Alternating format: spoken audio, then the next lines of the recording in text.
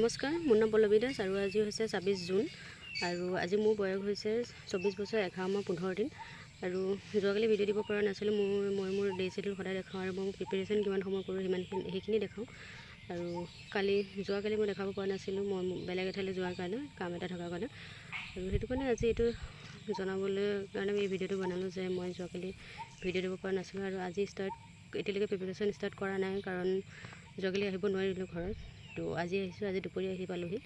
সেইটো কাৰণে আজি ভিডিঅ'টো প্ৰিপেৰেশ্যনৰ ওপৰত নহ'ব, ৰাতি চাওঁ কিমানখিনি সময় প্ৰিপেৰেশ্যন হয়।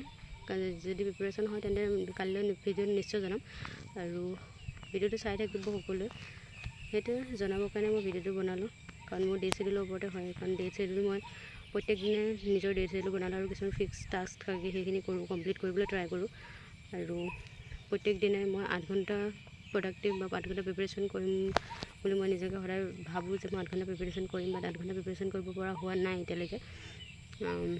কৰোঁ কেতিয়াবা হয়, আগতে হৈছিল ৮ ঘণ্টা প্ৰিপেৰেশ্যন, বাট এইকেইদিন কামৰ কাৰণে, কিছুমান ঘৰুৱা কামৰ কাৰণে ৮ ঘণ্টা প্ৰিপেৰেশ্যন কৰিব পৰা নাই।